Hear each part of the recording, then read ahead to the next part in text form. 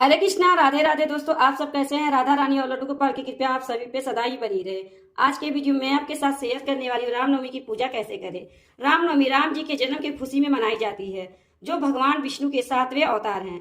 और रामनवमी चैत्र माह के शुक्ल पक्ष की नवमी तिथि को मनाई जाती है, यानी कि चैत्र नवरात्रि के अंतिम दिन।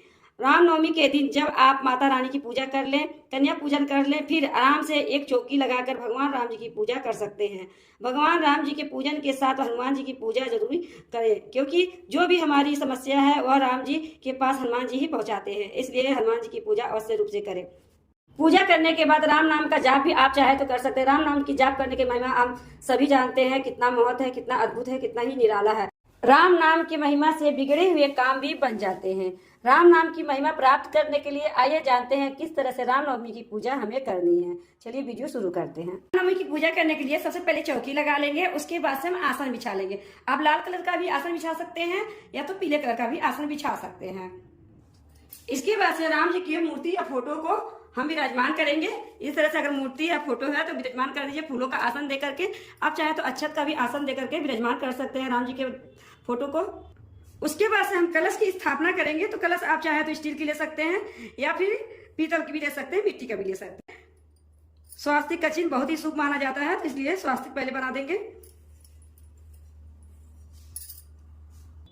इसके बाद से हम कलश के कंठ में इस तरह से कलावा लपेट लेंगे। 9 बार हमें कलावा लपेटना होता है। नवमी में 9 अंक का बहुत ही महत्व होता है। इस तरह से 9 बार हम कलावा लपेट लेंगे। इसके बाद हम कलश को कंठ तक भर लेंगे शुद्ध जल से। थोड़ा सा हम गंगा जल डाल देंगे, इसमें सुपारी डाल देंगे, हम कलश में हल्दी की गांठ डाल देंगे, थोड़े से पुष्प डाल देंगे, एक सिक्का डाल देंगे, थोड़ा सा अच्छा डाल देंगे। इसके बाद से हमें आम के 9 पत्ते चाहिए इस तरह से। तो हमने तिलक कर लिए हैं चंदन और रोली से। और एक पात्र ले लेंगे जिसमें हम चावल रख लेंगे, कोई से भी अनाज आप रख सकते हैं, आप चाहे तो गेहूं भी रख सकते हैं। इस तरह से हम आम के पत्ते सजा देंगे। आप चाहे तो अशोका के पत्ते भी सजा सकते हैं। इसके बाद हम फूलों का आसन देते हुए कलश को विराजमान करेंगे।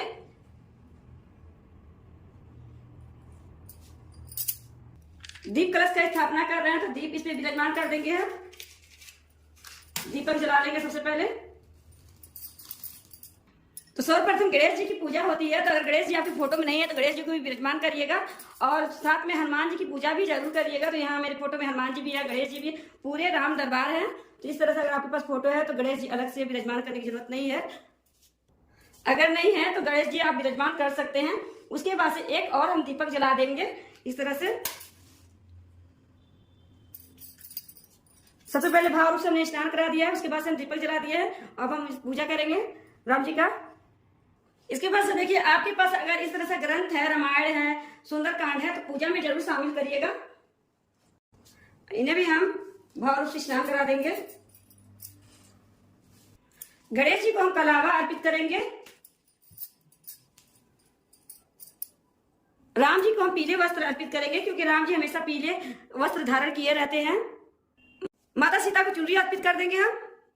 इसके बाद हम सभी को तिलक करेंगे। सबसे पहले गणेश भगवान को करेंगे, राम जी को करेंगे, सीता जी को करेंगे, और उसके बाद से हनुमान जी को। उसके बाद से सभी देवी देवता को हम तिलक कर देंगे। चंदन से कर लेंगे सबसे पहले। अगर आपके पास हल्दी है तो हल्दी से भी आप तिलक कर सकते हैं। इसके बाद से हम रोली से तिलक करेंगे।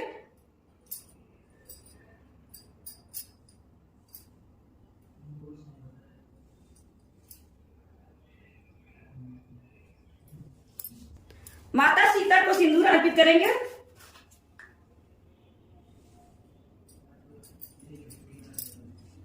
उसके बाद से हम ग्रंथ है जो, उन्हें भी हम तिलक कर देंगे, और दीपक को भी तिलक कर देंगे इस तरह से।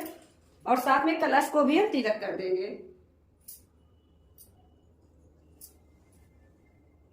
माता सीता को सुहाग सामग्री अर्पित करेंगे। जितना सामर्थ्य उतना सुहाग सामग्री आप समर्पित कर सकते हैं।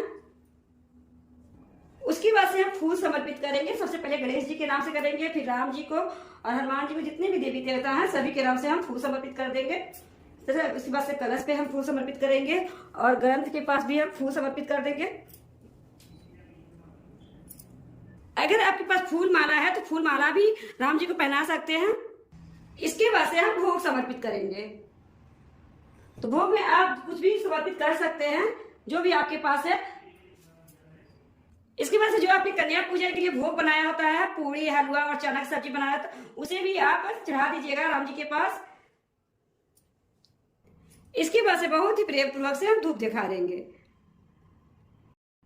धूप दिखाने के बाद से सीधे हाथों में फूल ले लेंगे और अक्षत ले लेंगे और कथा सुन लेंगे रामनवमी का। आप चाहे तो सुंदरकांड भी पढ़ सकते हैं, रामचरितमानस भी पढ़ सकते हैं, रामायण का पाठ भी पढ़ सकते हैं और कथा भी सुन सकते हैं। अगर नहीं पढ़ सकते हैं तो मोबाइल के माध्यम से भी आप कथा सुन सकते हैं। इस तरह से कथा सुनने के बाद से फूलों को जो है राम जी के और गणेश जी भगवान के, हनुमान जी के, सीता माता के चरणों में जो है समर्पित कर देंगे।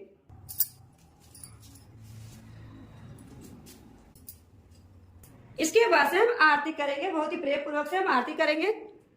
तो आरती इस दिए से भी आप कर सकते हैं या कपूर जला करके अलग से भी आरती कर सकते हैं। तो आरती अगर राम जी की आरती है आपको तो राम जी की आरती कर सकते हैं, तो 7 बार इस तरह से घुमाकर भी आरती आप कर सकते हैं।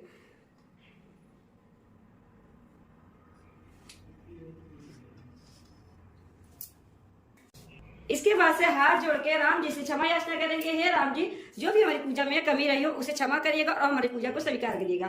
इस तरह से करने के बाद से हम दक्षिणा राम जी के पास समर्पित कर देंगे। दक्षिणा हमारे पूजा की कमियों को पूरा करता है, तो इसलिए अपने सामर्थ्य के अनुसार जरूर समर्पित करिएगा। इस तरह से हमने दक्षिणा समर्पित कर दिया है। रामनवमी को शाम को दीपदान अवश्य करिएगा, क्योंकि दीप जलाकर के राम जी का स्वागत अयोध्या वासियों ने किया था जब राम जी का जन्म हुआ था। तो इसलिए दीपदान जरूर करिएगा। अपने सामर्थ्य के अनुसार 7 भी कर सकते हैं, 11 भी कर सकते हैं, 51 भी कर सकते हैं। जितना आप करना चाहें उतना दीपदान कर सकते हैं। दीपदान हमेशा अंधेरे में की जाती है, इसलिए आप शाम को दीपदान कर सकते हैं। तो इस पूजा को आप कन्या पूजन के बाद जब भी कर सकते हैं, जब भी आपको समय मिले कन्या पूजन के बाद, उस समय आप आराम से पूजा रामनवमी का कर सकते हैं। पूजा करने के बाद आप चाहे तो शाम को चौकी हटा सकते हैं या फिर इसी जगह पर दीपक जला सकते हैं। प्रसाद को पूरे परिवार को बांट दीजिएगा। इसी जगह पर शाम को दीपक जला सकते हैं, थोड़ा बहुत प्रसाद चढ़ा सकते हैं। उसके बाद सुबह आप चौकी हटा सकते हैं।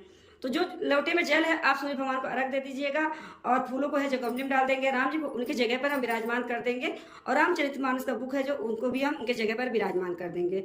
इस तरह से हमारी जो पूजा हो जाती है। और सुहाग सामग्री है, आप चाहे तो किसी को दान भी दे सकते हैं या तो खुद के लिए भी इस्तेमाल कर सकते हैं। सुहाग सामग्री इस्तेमाल करने से सुहाग में वृद्धि होती है, सुहाग की लंबी उम्र होती है। और दक्षिणा है जो आप किसी भी कुंवारी कन्या को दे सकते हैं या तो पूजा का सामान मंगा सकते हैं। इस तरह से बहुत ही सरल तरीके से रामनवमी की पूजा आप घर पे कर सकते हैं। तो दोस्तों ये छोटा सा वीडियो आपको कैसा लगा? अच्छा लगा तो वीडियो को लाइक कर दीजिएगा। चैनल को सब्सक्राइब नहीं किए तो चैनल को सब्सक्राइब कर दीजिएगा। राम जी की कृपा आप सभी पे सदा ही बनी रहे, इसी कामना के साथ अगले वीडियो में मिलते हैं। जय श्री राम जी की।